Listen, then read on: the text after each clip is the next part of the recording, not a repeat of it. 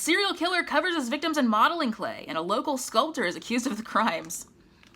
I think we've all covered our victims in modeling clay in a way. Who among us hasn't covered our victims in modeling clay?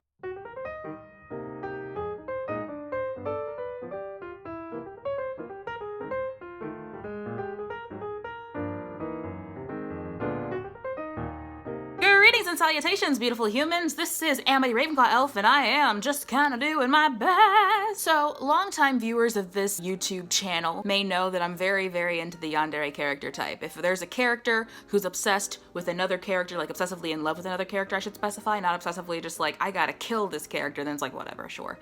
But if there's a character who's obsessively like in love, or at least romantically passionate, or even platonically passionate, basically, if there's a passionate love for another character, such that like you might murder, might like, you know, mess around and do some murder. I like that character type. It's fun. It's cool. You see some fun, cool things with it. Guy obsessed with girl. I love you. Girl obsessed with girl. Guy obsessed with guy. Mark, did you get a job here because I said I liked this restaurant? Drinks? Non-binary person or person of a gender I have not yet mentioned. Obsessed with person of another gender I have not yet mentioned. I've never fallen in love with the trope when it's girl obsessed with guy. I know you've been out. Because it's played different when it's like that. Like, you don't really get to see the guy go like, oh, I'm so frightened. Because I guess Hollywood won't let guys do that. If they wrote a movie where a girl was obsessed with a guy and the guy got to like cower in his bedroom, I would love that. But we don't get the same set of tropes when it's girl obsessed with guy, so I don't like it as much. I'm bringing this up to say I am always looking for movies about obsession and stalking and kidnapping, and that's kind of what this video is about, but it's also about making fun of the weird synopses on IMDb. I'm kind of gonna jump into this. I was, you know, going to my favorite search engine. I use Ecosia because it makes me feel like I'm making a difference. I went to Ecosia and I was like, list of stalker movies, list of obsessed boyfriend movies, etc. I found 2 IMDb lists that seem to be roughly what I'm looking for, so I'm kind of gonna prowl those and I'll read the entertaining ones to you. If you're curious as to what the tone of this is gonna be, it's gonna be largely pejorative and mockery. I do enjoy this genre, and I've seen kind of a lot of these movies, so I feel like it's gonna be fine, but I am going to be mocking them. So the name of this list is Top Best Erotic Thrillers, which, ignore the word erotic. Wait, is it says 101, oh, previous. Have I already gone through a whole thing of this? Oh no, this is a long one. Nope, no bite. No bite. Basic Instinct, I've heard of this one. I believe it's a girl obsessed with guy one, so I haven't seen it. A violent police detective, oh no. Oh no. A violent police detective investigates a brutal murder that might involve a manipulative and seductive novelist. Okay, I'm not gonna go into all of these, but I don't love the sound of that. Like, is the violent police detective the good guy? Or I shouldn't say good guy. Is the violent police detective the protagonist? Because I don't know if I can get behind a violent police detective. Can he be like a jovial, justice-oriented, down-to-earth police detective? Like a police detective who wouldn't hurt a fly? Body double. A young actor's obsession with spying on a beautiful woman who lives nearby leads to a baffling series of events with drastic consequences. Okay, I guess it might be fun to be like, oh, this is the day-to-day life of a stalker who's spying on this woman. Well, gotta do my daily stare through the blinds at this woman. What an unexpected series of events this will yield. A baffling series of events with drastic consequences. Once you're obsessed with spying on a beautiful woman, I feel like the series of events can't be too baffling. I feel like the trajectory of that movie is either he's spying on the lady and discovers something mysterious or violent, or he's spying on the lady and becomes like a yandere for her, or something of that nature. I feel like it's not gonna be he spies on the woman and then they go to Neptune! If you've seen the movie and it actually is like super surprising, let me know. I feel like they might be overstating it here a little bit. A mysterious woman, fashion designer by day and prostitute by night, is hounded by 2 men, a married father of 2 children and a sexually repressed preacher. Is this the Hunchback of Notre Dame? I hope that they handle the prostitution stuff respectfully in the movie, but I'm not gonna watch it. Dressed to Kill, a mysterious blonde woman. Well, I'm not gonna watch that one. I'm kidding. This is not where I reveal that my channel has like an anti-blonde agenda. Unusually and exceedingly peculiar and altogether quite impossible to describe. Blonde. Dun, dun, dun. A mysterious blonde woman kills one of— man, I should have continued that sentence. A mysterious blonde woman kills one of a psychiatrist's patients and then goes after the high-class call girl who witnessed the murder. Okay. Is there anything going on between her and the high-class call girl? I mean, I really enjoyed the movie Single White Female, so I'm gonna actually skip this one because there's so many to get through. Eyes Wide Shut. All I know about this movie is that it's directed by Kubrick, and there was a video by the Nostalgia Critic called "Is Eyes Wide Shut Just Artsy Porn?" But I haven't seen that video because I haven't seen Eyes Wide Shut. Also, I don't watch the Nostalgia Critic anymore because of all that Change the Channel stuff. I want The Dreamers to be on this list because I want to see The Dreamers, and I haven't found anywhere where I can watch the movie The Dreamers. Like, every time I check, it's not like on Netflix, it's not in iTunes, it's not on YouTube, like they can't buy it on YouTube. I just want to watch it. And I don't want to go to Amazon and order a DVD of it, because that feels like admitting defeat. Single White Female, love that movie. Skipping the description though. Wait, actually. A woman advertising for a new roommate finds that something very strange is going on with the tenant who decides to move in. I feel like they're maybe underselling it a little. I feel like if I were reading this description and didn't know anything about the movie, I wouldn't watch the movie because I wouldn't know it's a yandere movie. You gotta really sell that crap. I know you want to like leave some surprises, but don't shoot yourself in the foot over it. This is interesting. After getting into a serious car accident, a TV director uncovers an underground subculture of scarred, omnisexual car crash victims who use car accidents and the raw sexual energy they produce.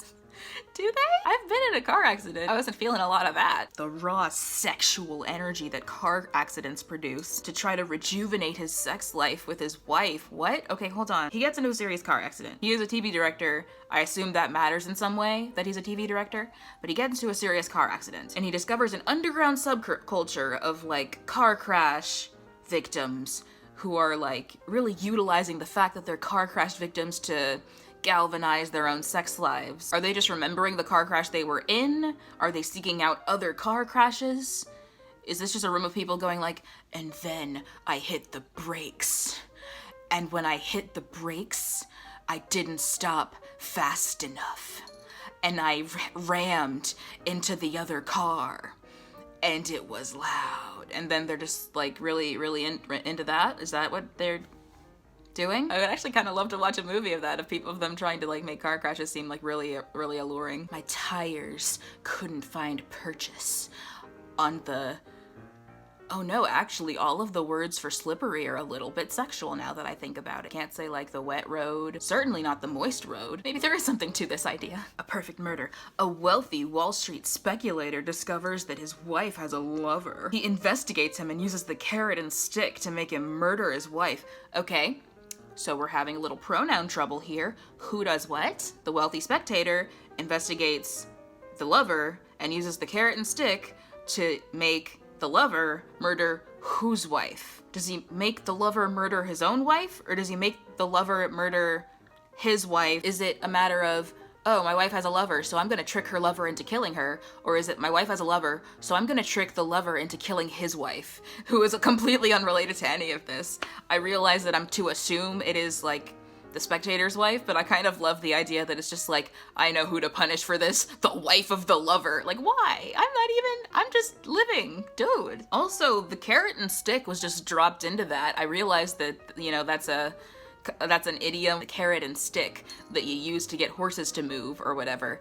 But I feel like I could use a little bit more information here. You know, he uses the old carrot and stick.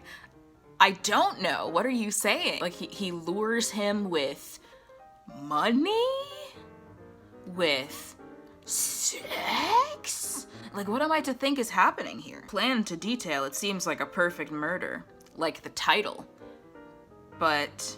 we said seems, so maybe it isn't. I don't know, not gonna watch it. Palmetto. Ooh, Woody Harrelson. I like Woody Harrelson. I hope that this is a yandere movie so we can have Woody Harrelson being creepy and evil. A recently released ex-con gets involved in a fake kidnapping scheme that turns very real. Okay.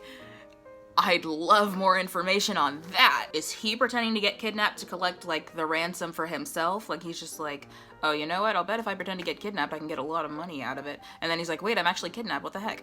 Or does he pretend to kidnap someone else and it's like, oh no, this might actually be kidnapping because they didn't agree to this. Then it's just real kidnapping though. Then it was never fake kidnapping. Tracy teaches art. Andy's a college dean. Things are never the same after she is taken to a hospital and operated upon by Jed, a know-all doctor. I wish there was an it in there, like a know-it-all doctor. A know-all doctor doesn't feel like a phrase. Jude embarks on a non-stop stalking and harassment campaign against the family, and even seduces her eldest son, Kes, into committing acts of violence. Okay. So, seduces him in the non-literal sense? Like, seduces him with a proposition? Like, ahaha, what a seductive idea to commit acts of violence. Or like, I don't know where I stand on the word psychopath being used in that way, because I was of the understanding that psychopath is not a medical term. Like, you can't be diagnosed a psychopath. You can't say psychotic like that, because psychosis is a real thing, and psychosis has nothing to do with murdering people. But psychopath seemed pretty, like, neutral, like, oh yeah, that's just the thing we use to describe someone who kills people. But I've heard people say that's stigmatizing mental illness. So, and I guess maybe it does, because it has the suffix path in there, so even if it were a completely unused, obsolete word, it would still evoke the idea of a word that you would diagnose someone with. Leave your notes in the comments on how you feel about use of the word sociopath or psychopath in that regard. Sociopath I have, like, more iffy feelings on, because I feel like sociopath is just like, oh, you don't feel emotions in the same way, and that's not, like, causation for murder. You can feel less emotions and not kill people. A kiss before dying. A determined student murders his pregnant secret girlfriend. I guess secret girlfriend is a phrase that should be kept together, but I still don't love the order of those adjectives. His secret pregnant girlfriend I like more. I understand the urge to go, oh yes, secret girlfriend needs to be a phrase, and then pregnant modifies the phrase secret girlfriend.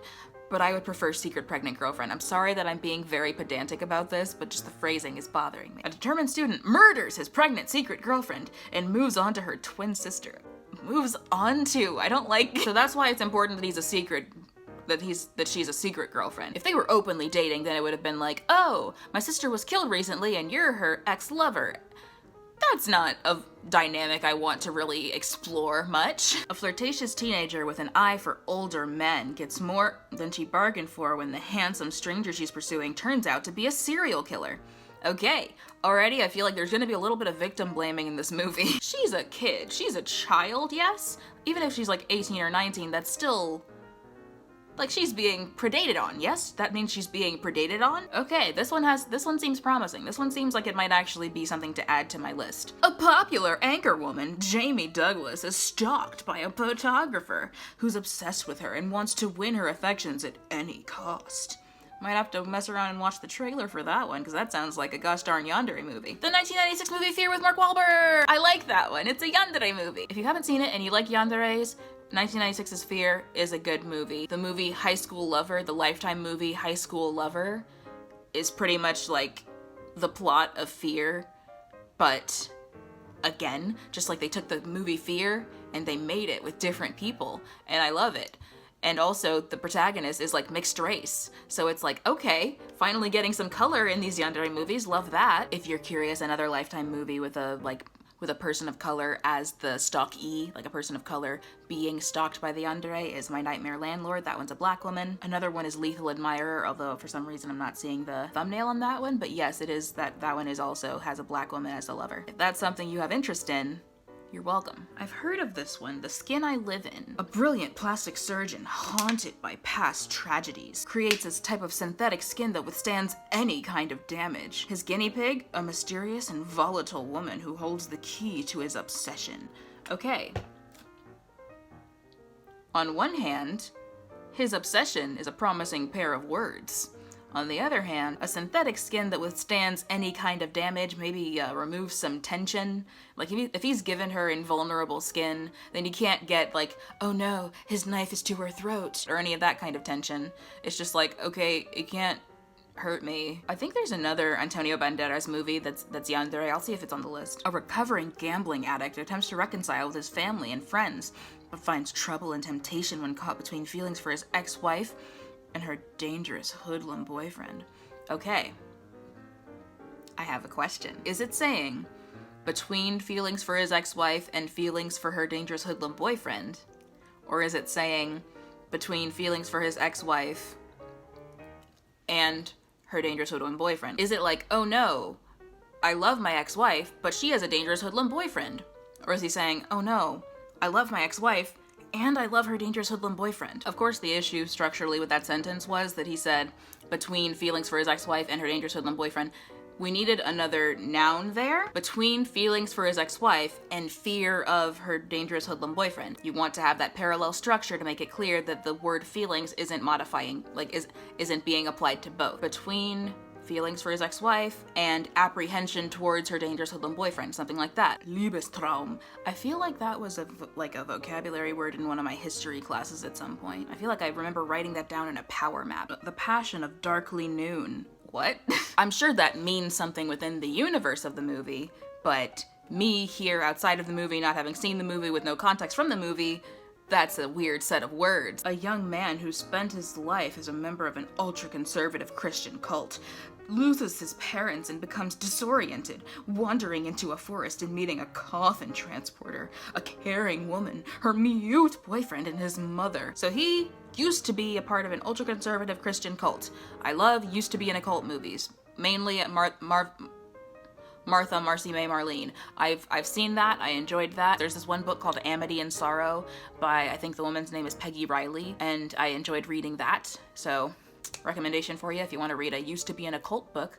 It's not a biography, it's like a fictional book. Some sisters and their mother escaping a cult. Trigger warning, it does have mentions of underage sexual assault. So if that's, it's not graphic to my recollection, but if that's something that will upset you, then maybe steer clear. I misread it though. He spent his life as a member of an ultra-conservative Christian cult. We're not given indication that he's no longer in the cult, so he might still be in the cult. He loses his parents though. He wanders into a forest. I assume it's not a cult forest. I assume he leaves the cult to go to the forest. And while he's in the forest, he meets a coffin transporter, a caring woman, the mute boyfriend of the caring woman, and the mother of the mute boyfriend of the caring woman. Also, Viggo Mortensen's in it. I feel like I have a grudge against Viggo Mortensen, but I don't remember why. I hope that he's the coffin transporter. I want to see Aragorn just walk in with a coffin on his shoulder like, hey, what's up? You here for that cult? Wait, Brendan Fraser. How'd I skip over Brendan Fraser? Brendan Fraser's in this movie. A paralyzed cop takes advantage of the sympathy he attracts in order to get rid of his cheating wife and her lover.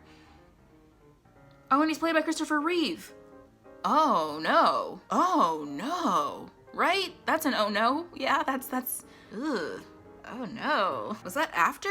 Takes advantage of the sympathy he gets as a paralyzed cop, so he's like, oh man, I can't move. It'd be nice if someone were to kill or otherwise get rid of my cheating wife and her lover. And then they're like, you know what? It really sucks that you can't move. I am going to get rid of your cheating wife and her lover. The Fan. Ooh. That's also often good when it's like The Fan or The Collector or The Guy Who Does the Thing, because then it's like, he's the stalker. He's the person who's stalking. The Paperboy. Yeah, he's the stalker. I've solved it. I love that. I don't like it when it's like, who among this set of people is the stalker? Because then I can't enjoy the performance of the stalker, can I? I'll just be sitting there like, if that guy is the stalker, then that was a very subtle little character moment. But if he's not, then that was meaningless and kind of cheating. When his letters are rejected, he strikes out at her and her loved ones. See? This one going on the list. That sounds pretty promising. A guy obsessed with a lady, and then she's like, no, actually. And he's like, well, guess I gotta strike out at you and your loved ones. A colorblind psychiatrist, Bill Kappa, is stalked by an unknown killer after taking over his murdered friend's therapy group. Hold on, I need to reread this whole part. So there's a guy. He is a colorblind psychiatrist, and I guess it matters that he's colorblind. Maybe it's like, oh, take the yellow pill. And he grabs the green pill and he's like, yum, yum, yum. And it's like, no, the green pill was the pass out and get murdered pill. So he's a colorblind psychiatrist. He takes over a therapy group for his murdered friend. His friend was murdered and he's like, I'll take over that therapy group. And everyone in the therapy group has a connection with a mysterious young woman who he begins to have intense sexual encounters with.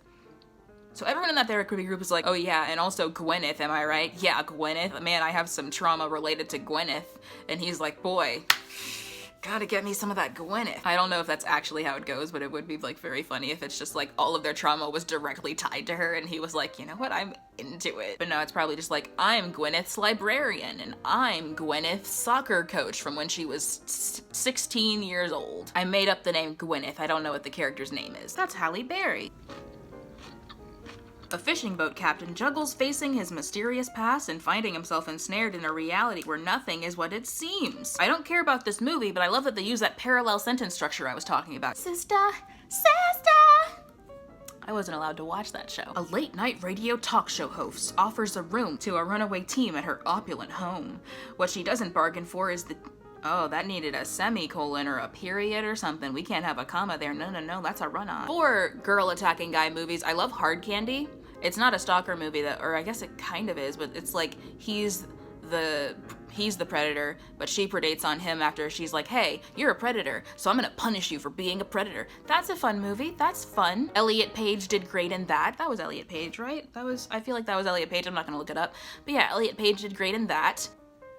There's the other Antonio Banderas movie, Never Talk to Strangers. Plush. I like the movie Plush. That's a good obsessed lover movie. Another good movie in this genre is Stoker. I hope Stoker's on the list because Stoker's good. By day, Abby Russell is a dedicated nurse, but by night, she lures cheating men to their brutal deaths and exposes them for who they really are. Okay, here's the thing. I know that like someone down there is like, good for her, but here's the thing. I don't like it when it's like, he cheated, so we get to kill him. Like, no, you don't, obviously. If it was like, he's a rapist, so we get to kill him, then it's like, yeah, sure, that's a fun movie. That's a fun little movie where you get to enjoy watching a lady kill some rapist. That's fun. But he just cheated. Like, he cheated on his wife. That's bad. That's not a good thing to do. We don't like infidelity. I don't endorse infidelity on this channel. But we don't murder them, yeah? And I guess maybe if you've been cheated on and you're feeling real sad, you might whack this movie on and be like, yeah, this is cathartic for me, and that's good. I'm glad you got your catharsis. But as someone who isn't currently being cheated on and has never, I'm sorry. As someone who hasn't been cheated on and doesn't feel a particular fear of being cheated on, I don't feel catharsis from that. If you do, it's fine. Corbin Blue is in it. Hold on, Corbin Blue is in it. Wait a minute, Corbin Blue better not be one of the characters getting murdered by this nurse. An idealistic, attractive young couple acquires a stunning, lifelike robot for guilt-free help. But as the three grow closer, their perception of humanity will be altered forever. I kinda wanna see this, hold on. So what we're gonna do, we're gonna get a super lifelike robot, and he's gonna help us out. And then they're like, I think I might be in love with this robot. I think both of us might be in love with this robot, and he might be in love with us, and I kinda love it. Honestly, I like that, and I want to watch it. I want to watch them grow close to this robot. I'm gonna switch lists for a bit to kind of keep things fresh. This one is called My Favorite Obsession Stalker Movies, which honestly, this person's on my wavelength. I actually watched The Bodyguard because it was on a like obsessive stalker movies list. It's fine. I love that it has Whitney Houston in it. But a lot of the characters make really stupid decisions all of the time. Whitney Houston's character is being stalked. Awesome, that's already a reason for me to watch the movie. But like, for some reason, the beginning premise is like, oh, she's a famous singer and her staff knows that she's being like stalked and that someone was in her house physically. He broke into her house and like he's been doing all kinds of stuff, and they don't tell her. They tell her that they're getting her a new bodyguard to like manage the security of the house and stuff, but they don't tell her that a guy's been inside of her house. So she starts off the movie with like, first of all, I don't think she's that bad, and they keep saying that she has a bad attitude for a while before she actually starts to have a bad attitude. So they kind of jump the gun on that one where it's like, oh, isn't she so mean and rude? And I'm like, no, she's not. And then she becomes mean and rude, and it's like, oh, okay, I can see it now. Now she's being kind of unreasonable. But either way, she gets kind of an attitude with the bodyguard, just like, listen, I don't want you in my life, and I don't want you controlling everything about this house, because I don't want my son to feel like he's in a prison and all of that. But like, because the people haven't told her, hey, someone broke into your house. First of all, it's bananas that that's information they can withhold from her. And second of all,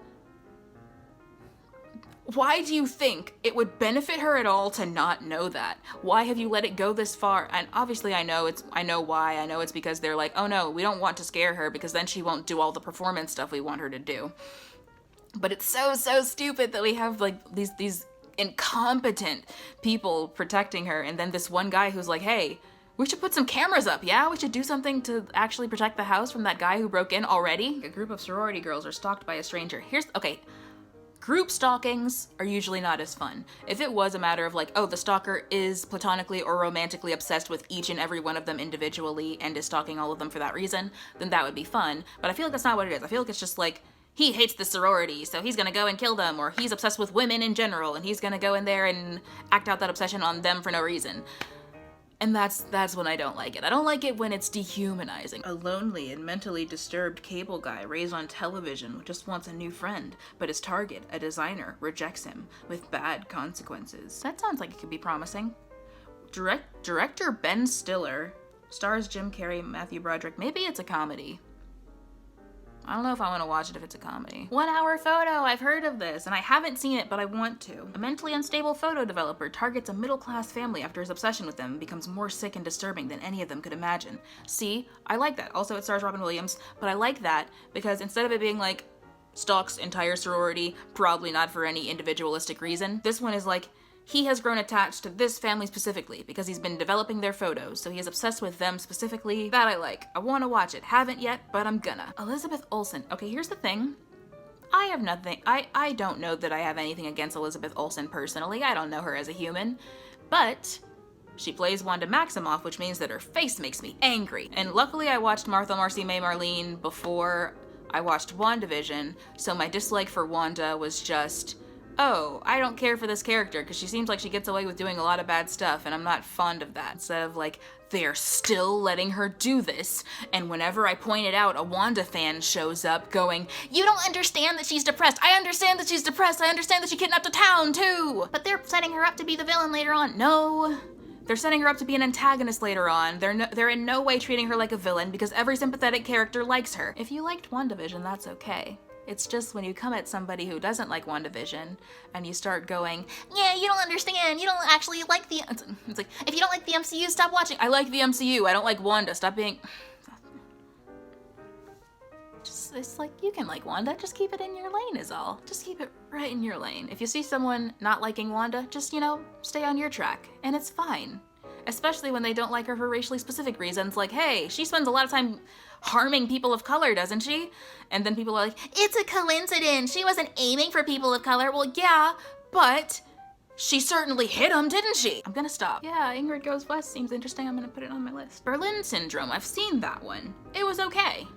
But what will she do when a strange person repeatedly calls her and threatens to change her life around? Change it how? That's a little bit vague, isn't it? I'm going to change your new life around. I'm gonna buy you a new couch. I'm gonna sort your bookshelf by color instead of by subject matter. I'm gonna turn your toaster upside down. I want a stalker movie where the stalker does minor mischief and the stalkee is just like, stop. And they know each other and it's just like, listen, you gotta stop breaking into my house and turning my toaster upside down. And he's just like, but I love you. And she's like, I get it, it's fine that you love me, but you gotta stop turning my toaster upside down. I don't even see how that really plays into this. And he's like, it does, you just gotta understand me. And it's like, I don't. Finds out that her former partner still wants her, even if it means killing her. See, that's where you lose me. See, no, don't kill her. Like, kill her dog or something, kill her cousin, I don't know, just don't kill the person, because then you're netting zero. You're netting zero on this. Still wants her even if it means killing her. Okay, are you gonna embalm her and keep her in your house? Is that what you're gonna do? Refusing to accept that she has moved on, he amputates her limbs and holds her captive in his mansion. I've heard of this movie. Yikers. That's it, it's split, it won't recover, just frame the halves and call them brothers. The Paperboy, I was just talking about this. That's the end of this list, so let's move on. Let's move back to the other one, see what we're missing. Find your fathers and your mothers if you remember who they are. A serial killer covers his victims in modeling clay, and a local sculptor is accused of the crimes. I think we've all covered our victims in modeling clay in a way. A man goes blind when remembering his lost girlfriend, but the doctors can't find anything wrong with his eyes. They fit him with an experimental device that allows him to see with the... Okay, I would have to click the thing to see the full summary, but what? Unhappy wife has an affair with a stranger. He falls for her and reveals that he's in fact a hitman hired by her cheating husband to kill her. She confronts her husband, but he claims innocence. Who to trust? Oh, what a dilemma when your lover says that he's actually been hired to murder you by your husband, but your husband says, I didn't hire a hitman to murder you. Now I'm in this position of either the hitman is telling the truth and he was hired by my husband to kill me, but isn't doing it because love or something, or my husband is telling the truth and this guy just fabricated this whole lie about how he was hired by my husband to kill me. And also, I've confessed to having a lover.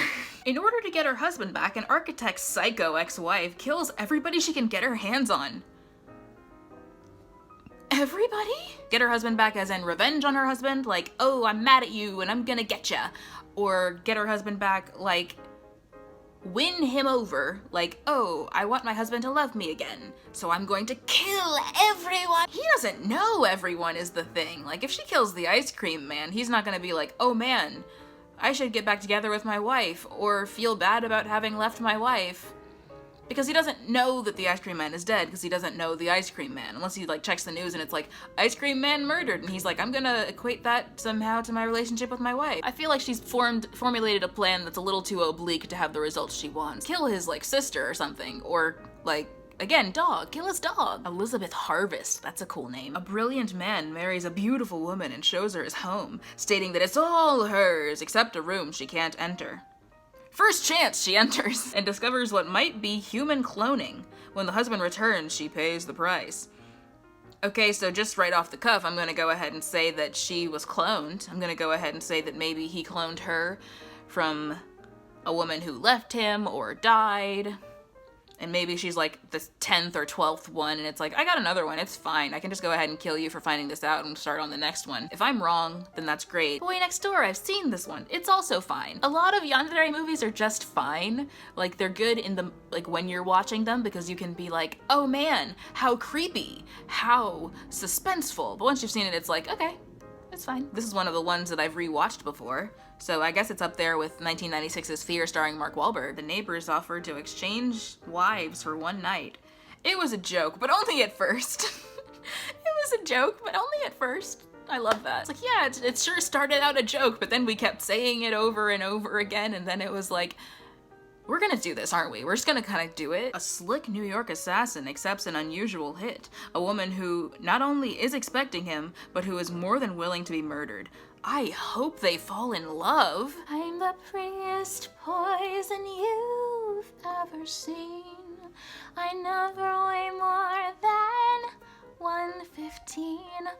My name is Regina George, and I am a massive deal.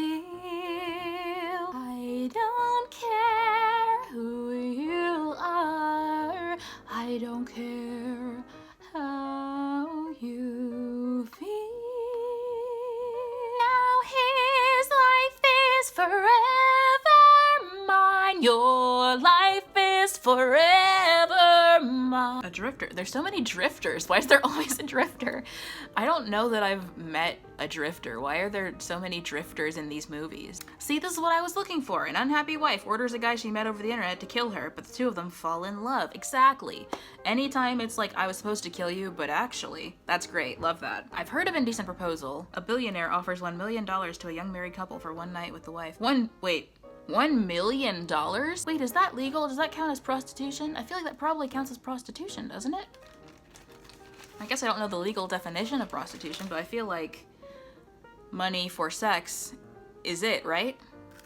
Another Antonio Banderas? I cannot keep reading these. The list is so long. This has been fun though. Thank you for watching this long as I go through IMDb's various lists for movies that I might enjoy watching. You know what? Because you stayed this long, here's a little treat that may or may not matter to you.